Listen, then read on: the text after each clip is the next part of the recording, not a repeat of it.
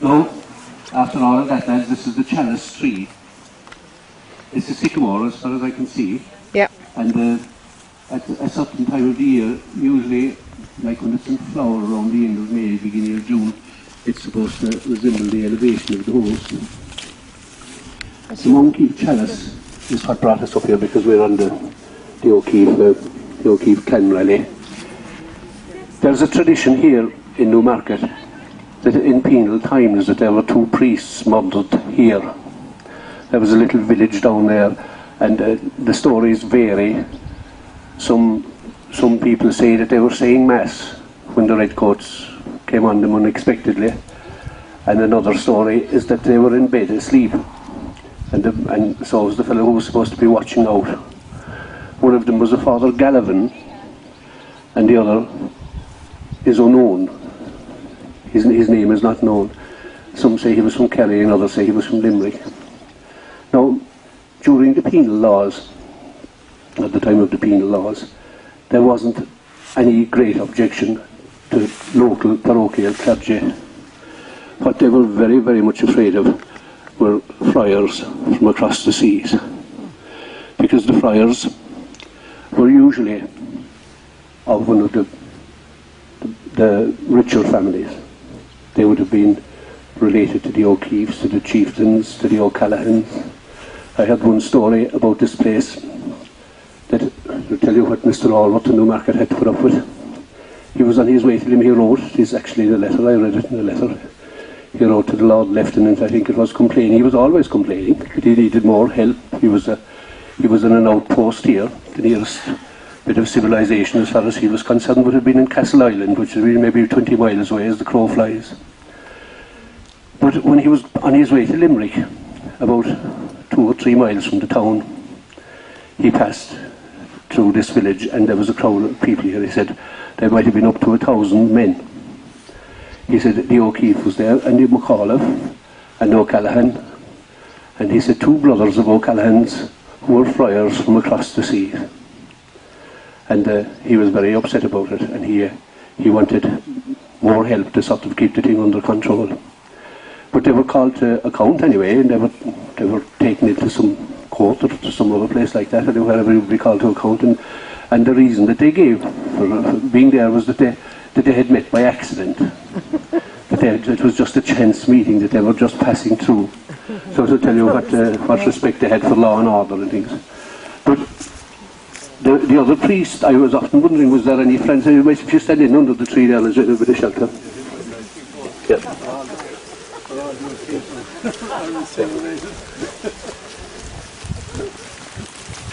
But according to the story anyway, the 2 priests, whether they were asleep or whether they were saying mass, they were either hung off of this tree or bayoneted to death. They're the 2 versions of the story that I had. Now the other version of it was that the chalice that they were using was the Monkeef Chalice. This was the chalice that was made in 1590, and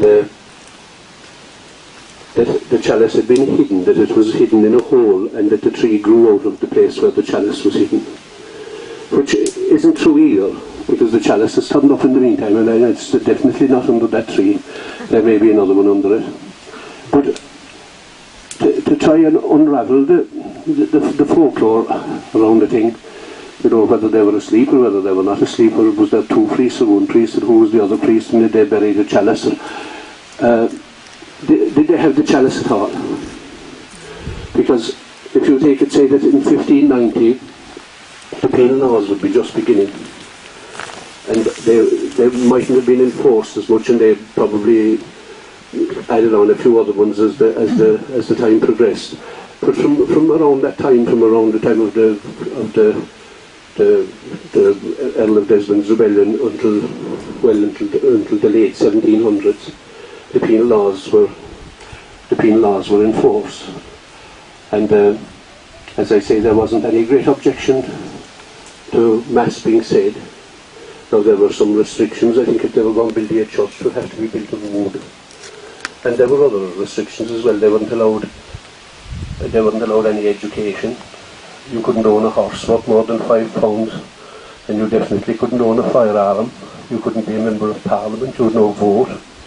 There were lots of things there, but that chalice in 1590 would be just, just at the time of the Reformation, really. The whole purpose of the penal laws was to change the religion of the country, to change the religion from Catholicism to Protestantism.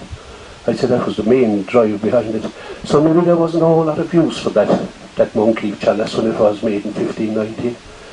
And maybe it remained in the possession of the O'Keeffes in Cullen, where it was supposed to have been made.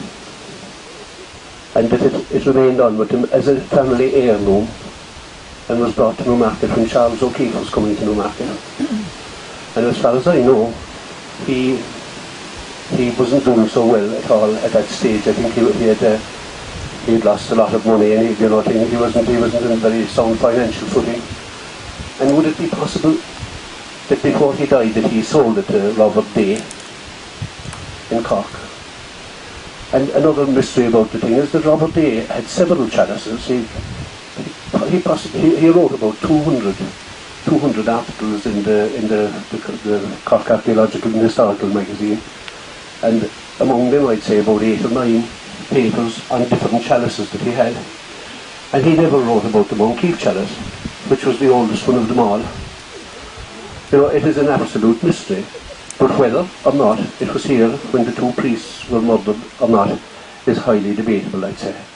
I mean, the soldiers that murdered them were supposed to have looted what they had. They took all the vestments and any other church goods that were there, and among the stuff that they took was the chalice. Now, what became of the chalice after that? I mean, that must have been at the time of some trouble, because otherwise I don't think they'd have bothered people saying Mass or anything like that. It may have been during the Cromwellian period or something like that, maybe in the 1640s. And what did they do with it, those soldiers? Did they give it to their commanding officer, and did he give it to someone else? There's no trace of it. All that we know is it was made in 1590, and it had turned up in the possession of Robert Day. When he died in 1914, his stuff was auctioned off in 1916, and it was bought by the Purcells of Churchtown, and they inscribed the Moncrief chalice on it. And in 1929, one of the Purcells donated it to the Victoria and Albert Museum in London, and that's where it is today. If any of you are in London, any of the V&A, walk in and you can see it. It will be on display. It's on display most of it. Oh, no, it wasn't there the day that I called in, but maybe I missed it. But that's the story of the Moncrief chalice, and I've told you another story there, and I'm very slow to do things like that because I might be creating another myth. I obviously am. I mean, but trying to remove the folklore and the history, and there's very little of any of the two of them there. When you do that, you finish up with nothing, and you're just maybe surmising yourself about what might have happened. But that would be my best guess, that it actually remained in the possession of the O'Keeffes. And as we know, shortly after 1700, Charles O'Keeffe came to Newmarket, and he had brought it with him. There are more questions there than answers, I'm afraid, lads.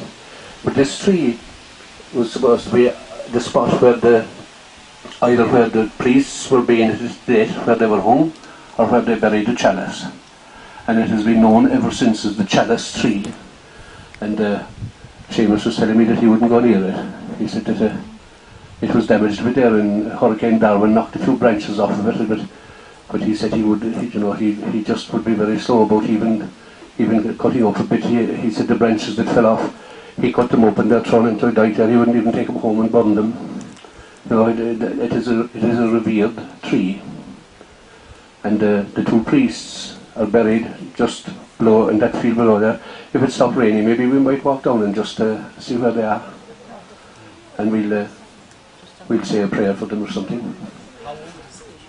I don't know how old that tree is. You'll have to cut it really to find out, but it must be old. I mean, very seldom you'd see a sycamore that size, isn't it?